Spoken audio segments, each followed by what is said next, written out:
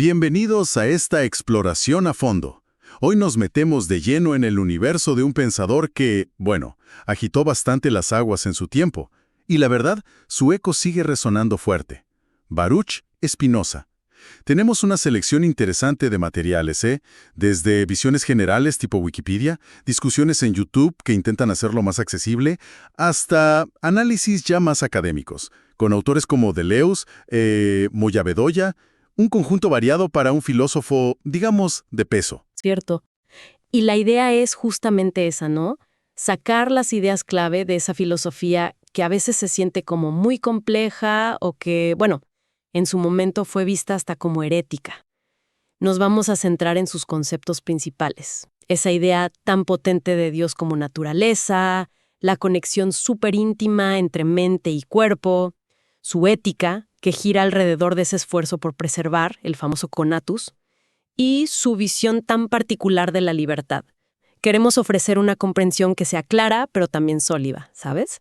Ideal para quien quiera profundizar sin perderse en laberintos. Perfecto. Y para ubicarnos rápido, hablamos de Baruch, o a veces le decían Bento, Spinoza, filósofo neerlandés, siglo XVII, de origen judío sefardí. Su excomunicación de la comunidad de Ámsterdam es, bueno, un dato clave, ¿no? Por sus ideas que no encajaban. Sus obras más importantes como la Ética, demostrada según el orden geométrico, y el Tratado Teológico Político, muchas veces circularon medio escondidas, pero dejaron una marca imborrable. Muy bien, empecemos a desarmar esto. Quizás lo más lógico es arrancar por su idea central, esa que tanto choca. Dios es naturaleza. Sí, sin duda. Ese es el punto de partida, el corazón de todo. Deus sive natura. Spinoza plantea un monismo radical, o sea, solo existe una sustancia, una única, infinita, eterna, causa de sí misma y de todo lo demás. Y esta sustancia única es Dios, que se identifica con la naturaleza. Pero ojo, la naturaleza como totalidad activa, productiva. Esto, claro, rompe de lleno con la visión tradicional, la dualista, de un Dios creador separado del mundo, trascendente. Pero hay un matiz ahí que señalan las fuentes, y me parece importante, ¿verdad? No es un panteísmo simple, como decir, Dios es ese árbol o esa montaña. Se insiste más bien en que es un panenteísmo, o sea, todo existe en Dios, como parte de esa única sustancia. Exacto. Diste en el clavo con esa distinción. Es fundamental. Spinoza diferencia entre natura naturans y natura naturata. La natura naturans, la naturaleza naturante, es Dios como principio activo, como productor. Es la sustancia y sus atributos esenciales, la causa inmanente, desde dentro de todo. Y la natura naturata, la naturaleza naturada, son los modos, o sea, las cosas particulares, finitas, infinitas, todo lo que se sigue necesariamente de esa naturaleza divina. Como las expresiones concretas de esa sustancia. Justamente. Son las expresiones concretas, y Spinoza lo aclara, por ejemplo, en una carta a Oldenburg. Dice que rechaza identificar a Dios con la simple materia, con lo corpóreo extenso.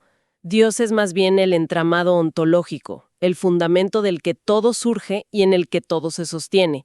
Entonces, para él, no es solo que todo sea parte de Dios, es que todo es Dios expresándose de muchísimas maneras. Una unidad radical que disuelve esa separación que usualmente hacemos. Y ahí es donde, según una de las fuentes, la lectura de Deleuze, por ejemplo, introduce esa idea de la univocidad del ser. Si lo entiendo bien, a diferencia de otras visiones, donde ser significa cosas distintas para Dios, para un ángel o para una piedra, para Spinoza el ser se dice de una sola manera fundamental, sea para la sustancia, los atributos o los modos. ¿Va por ahí? Sí, esa es la interpretación que se desprende. Significa básicamente que existir tiene el mismo sentido, el mismo núcleo para Dios, para un pensamiento o para una piedra. No hay como una jerarquía en la calidad del ser. Interesante. Todos son manifestaciones del mismo ser único, aunque claro, difieran totalmente en su esencia, en su poder, en su potencia. Es una visión, digamos, más plana, ontológicamente, sin escalones entre la causa primera y sus efectos. Y esta visión, claro, tiene consecuencias directas en otro punto de quiebre con la filosofía anterior, sobre todo con Descartes, la relación mente-cuerpo. Ah, el clásico problema, el dualismo cartesiano. Mente y cuerpo como dos cosas distintas.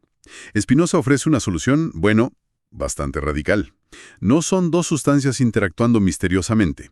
Son una y la misma cosa vista desde dos ángulos. Exactamente eso, la mente, que es el atributo del pensamiento, y el cuerpo, el atributo de la extensión, son dos de los infinitos atributos, de las infinitas facetas de esa única sustancia, Dios naturaleza. Son, como decías, las dos caras de la misma moneda, inseparables. Y por eso no hay interacción causal entre ellas. Claro, porque son lo mismo. Lo que pasa en el cuerpo tiene un correlato exacto en la mente, y al revés. Esto queda súper claro en esa proposición tan famosa. El orden y conexión de las ideas es el mismo que el orden y conexión de las cosas. Un paralelismo estricto. Y hay una frase suya que citan las fuentes que siempre me ha parecido potentísima, casi un reto. Nadie hasta ahora ha determinado lo que puede el cuerpo. Suena a que subestimamos muchísimo lo que nuestros cuerpos pueden hacer por sí solos. ¡Uy, sí! Es una afirmación con un alcance enorme. Spinoza está reivindicando la autonomía, la complejidad del cuerpo. Sugiere que le atribuimos a la mente un montón de cosas que el cuerpo hace simplemente por las leyes de la naturaleza física, sin que la voluntad consciente intervenga para nada. Como si el cuerpo tuviera su propia inteligencia, por decirlo así. Algo así. Nos recuerda que las acciones, las pasiones humanas, tanto mentales como corporales, siguen un orden natural necesario, tan riguroso como las leyes de la geometría. No hay un fantasma en la máquina controlando al cuerpo. Y esta visión unificada de mente y cuerpo cambia por completo cómo entiende Spinoza que conocemos. Claro, tiene sentido. Porque si mente y cuerpo son uno, nuestro conocimiento tiene que empezar por cómo el cuerpo es afectado por el mundo, ¿no? Y ahí entra la imaginación, que él llama el primer género de conocimiento. Las fuentes lo describen como ideas confusas, inadecuadas, parciales, que surgen de las afecciones del cuerpo, lo que sentimos, los recuerdos asociados, incluso el lenguaje que usamos todos los días. Es como el terreno de las opiniones, la superstición, esas pasiones que a veces nos llevan de acá para allá. Exacto. Es nuestro modo más básico de conocer, sí, pero también el que más fácilmente nos lleva al error. Porque captamos los efectos de las cosas en nosotros, pero no vemos las causas reales, ni cómo se conectan necesariamente. Incluso el lenguaje común, como se menciona al analizar términos como ruaj en hebreo o huaca en quechua, está muy ligado a esta imaginación y puede generar muchísimos malentendidos si no lo pasamos por un filtro racional. Pero Spinoza no nos deja ahí, ¿no? En la confusión. Propone que podemos subir de nivel, llegar a un conocimiento superior, el entendimiento, que abarca la razón, que sería el segundo género, y la ciencia intuitiva, el tercer género. Ahí ya hablamos de ideas adecuadas, claras, distintas, que la mente forma activamente. El entendimiento busca comprender las cosas por sus causas primeras, captar el orden necesario de la naturaleza. Justo. Es lo que nos permite superar el relativismo de la pura opinión y es lo que fundamenta la ciencia y la filosofía para él. Pasar de ver pedacitos sueltos a entender el sistema completo. Eso es. El entendimiento nos permite ver la estructura racional del universo, las conexiones necesarias entre las cosas. Es como pasar de percibir fragmentos aislados y confusos a comprenderlos dentro de ese sistema total que es la naturaleza Dios. Y lo que impulsa todo este proceso, tanto el conocer como el simple hecho de existir, es otro concepto clave de Spinoza, el conatus. El conatus, ese esfuerzo que tiene cada cosa por perseverar en su propio ser. Las fuentes lo presentan como la esencia misma de la cosa, pero en acto. Su potencia de existir y actuar, casi como una fuerza vital, ¿no? Una especie de impulso universal. Sí, pero es más que un simple instinto de supervivencia, ¿eh? Es la afirmación dinámica de la propia existencia. La tendencia que tiene cada modo, cada cosa, a mantener y, si puede, a aumentar su poder de actuar. Y los afectos, nuestras emociones, nuestras pasiones, son precisamente eso, las variaciones de esta potencia. ¿Cómo así? Pues mira, la alegría y todo lo que se le parece es un aumento de nuestra potencia de obrar.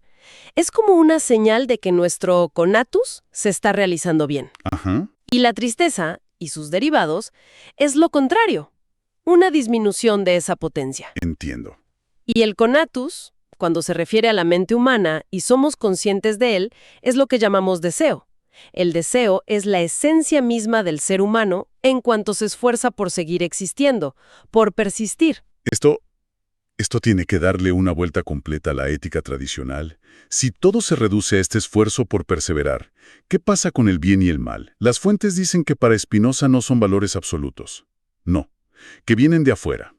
Bueno es simplemente lo que nos sirve, lo que aumenta nuestra potencia de actuar, lo que ayuda a que perseveremos, y malo es lo que la disminuye, lo que nos daña, lo que nos hace más pasivos. Exacto. Son conceptos radicalmente relativos a nuestro conatus individual y a nuestra naturaleza particular. El mal, en el fondo, se puede entender no como algo positivo en sí mismo, sino como una privación, Una falta de algo. una falta de conocimiento adecuado, ¿sí?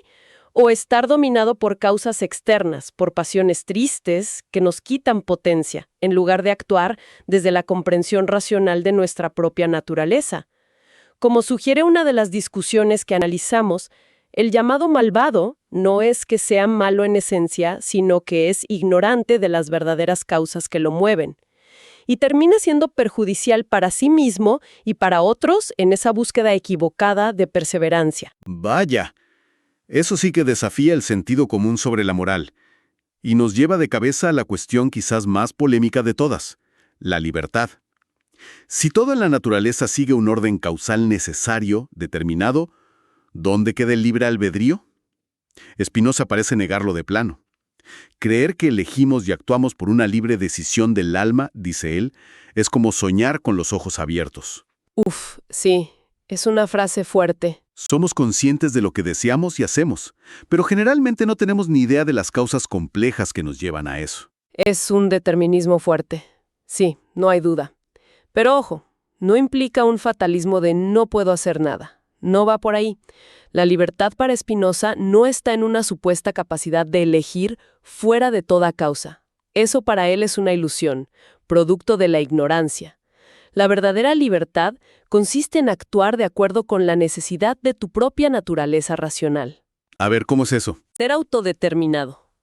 Que tus acciones vengan de tu razón, de tu entendimiento, en lugar de ser heterodeterminado, o sea, determinado pasivamente por causas externas, por las pasiones. Ser libre es comprender la necesidad que te rige y actuar en consecuencia. Desde esa comprensión. Entiendo.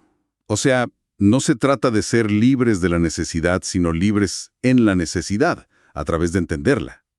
Cuanto más entendemos las causas que nos mueven a nosotros y al mundo, más podemos actuar de forma coherente con nuestra naturaleza racional, y eso aumenta nuestra potencia y reduce nuestra pasividad.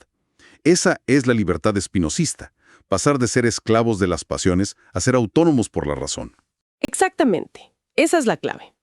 Y la cumbre de este camino ético y de conocimiento es lo que Spinoza llama el amor intellectualis Dei, el amor intelectual a Dios. Las fuentes insisten mucho en que esto no es una emoción pasional, no es amor romántico ni la devoción religiosa común. ¿Qué es entonces? Es más bien un estado de conciencia superior, algo que surge del tercer género de conocimiento, de la ciencia intuitiva.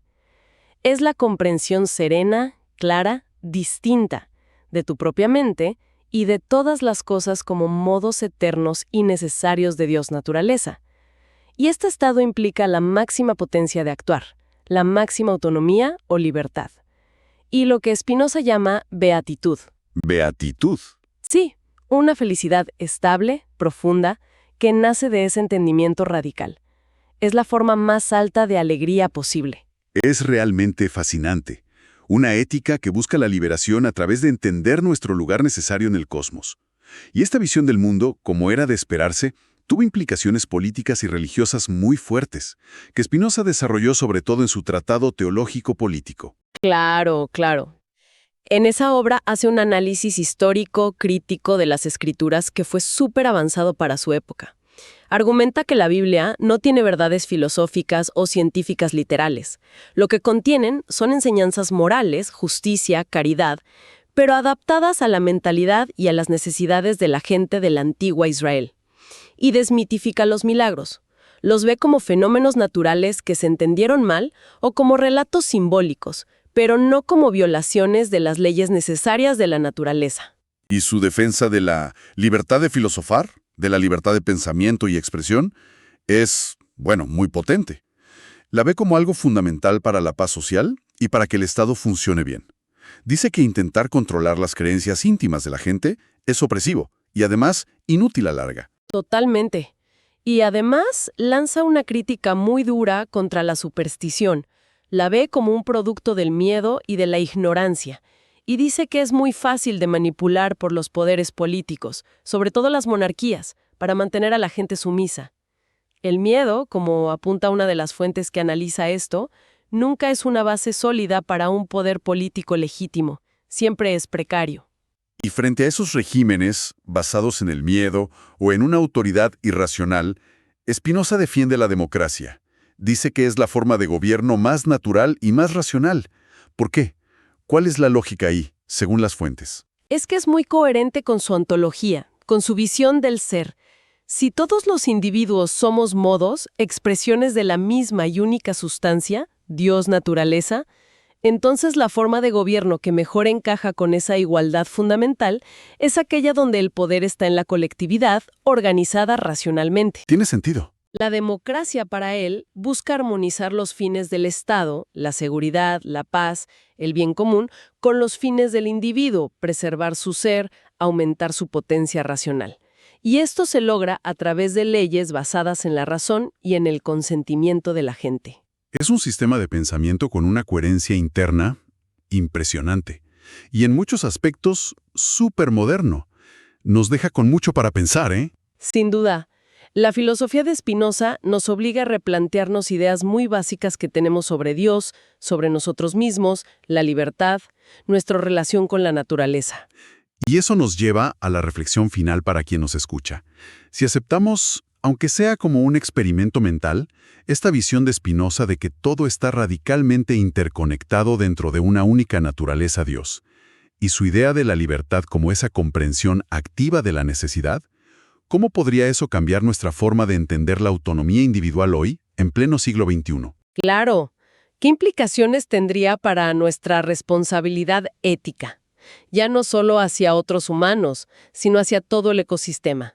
Si de verdad todos somos manifestaciones interdependientes de la misma sustancia, sujetos a las mismas leyes inmutables. Desafía esta perspectiva nuestras ideas comunes sobre el progreso, ese que se basa en controlar